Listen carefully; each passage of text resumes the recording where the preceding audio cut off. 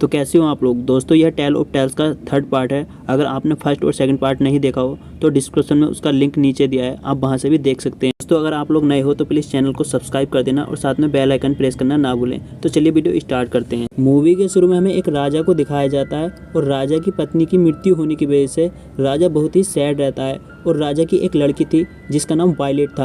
अब एक दिन वायलेट जब गाना गा रही होती है तो राजा के हाथ पर एक कीड़ा बैठ जाता है और राजा उसको बहुत ध्यान से देखता है। पर वायलेट गाना गा रही होती है और सब लोग उसके गाने पर तालियां बजाते हैं, पर राजा नहीं बजाता क्योंकि वो कीड़ा राजा की उंगली का खून पी रहा था और राजा उसे देख रहा था। और सब लोग राजा को देखते हैं और राजा भी तालियां बजाने लगता है। और राजा उस पिस्सू को अपने कमरे में ले जाता है और राजा पिस्सू से एक छोटी सी गाड़ी खिंचवाता है और अपना खून पिलाता है। और पिस्सू जल्द ही काफ़ी बड़ा हो जाता है और उसे मांस के टुकड़े खिलाता है। अब वायलेट की शादी की उम्र हो चुकी थी और वो एक राजकुमार का ख्वाब देखती है। राजा को वायलेट की शादी की बिल्कुल चिंता नहीं थी क्योंकि राजा हमेशा उस पिस्सू के साथ रहता था और वो पिस्सू बहुत बड़ा हो चुका था।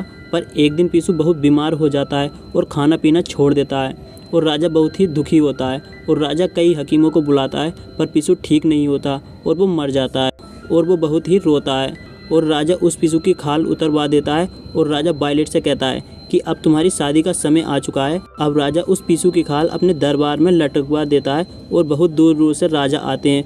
और राजा कहता है जो भी ये बता देगा कि ये खाल किस जानवर की है, मैं वायलेट का विवाह उसी के साथ कर दूंगा।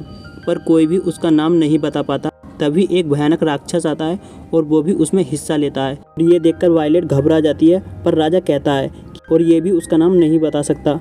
पर जैसे ही वो राक्षस उस खाल को सूंघता है तो वो राक्षस उसका नाम बता देता है कि ये खाल पिस्सू की है। और ये सुनकर राजा और वायलेट के होश उड़ जाते हैं। तभी वायलेट वहाँ से भागकर महल की छत पर चढ़ जाती है और अपनी जान देने जा रही होती है। तभी वहाँ राजा आ जाता है और वो कहता है तुम्हें उसके साथ जाना होगा क्योंकि मैं अपनी जवान से नहीं मुकर सकता। वायलेट कहती है कि तुम कैसे पिता हो जो अपनी बेटी को एक राक्षस के हवाले सौंप रहे हो।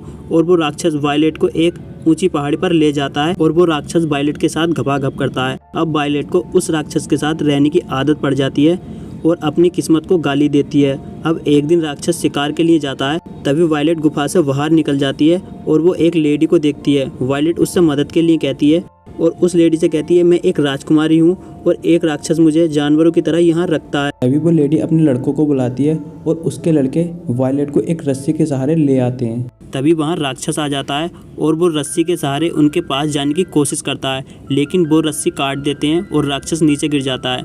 और जब ये सब लोग जा रहे होते हैं तभी वहाँ राक्षस आ जाता है और सबको मारता है और राक्षस तीन को मौत के घाट उतार देता है और वो तीनों वहाँ से भाग जाते हैं। तभी राक्षस उनके पास पहुँच जाता है और वो लेडी और उसके लड़के को मार देता है। पर वायलेट वहाँ से भाग जाती है। अब वायलेट एक पत्थर के पीछे छिप जाती है और वो राक्षस उसे ढूंढ लेता है और उसका गला पकड़कर उसे नीचे फेंक देता है। और वायलेट उसे धीरे धीरे उसके ऊपर हाथ लगाती है और उसके सीने से लग जाती है। तभी राक्षस उसे कमर पर बैठने के लिए कहता है और वायलेट जैसे ही उसकी कमर पर बैठती है वायलेट उसका गला काट देती है और राक्षस वहीं पर मर जाता है। और हमें अब राजा को दिखाया जाता है जो अपनी लड़की के गम में बहुत बीमार हो जाता है। तभी एक औरत राजा से कहती है कि वायलेट आ गई है। तभी राजा दरबार में जाता है और राजा देखता है कि वायलेट के हाथ में उसी राक्षस का सर था। और राजा ये देखकर जोर जोर से रोने लगता है और फिर वायलेट भी रोने लगती है। राजा उसके सर पर ताज पहनाकर उसे रानी बना देता है। दोस्तों अगर आपको यह स्टोरी अच्छी लगी हो तो प्लीज़ चैनल को सब्सक्राइब कर देना और साथ में बेल आइकन भी प्रेस कर देना। तो मिलते हैं अगले वीडियो।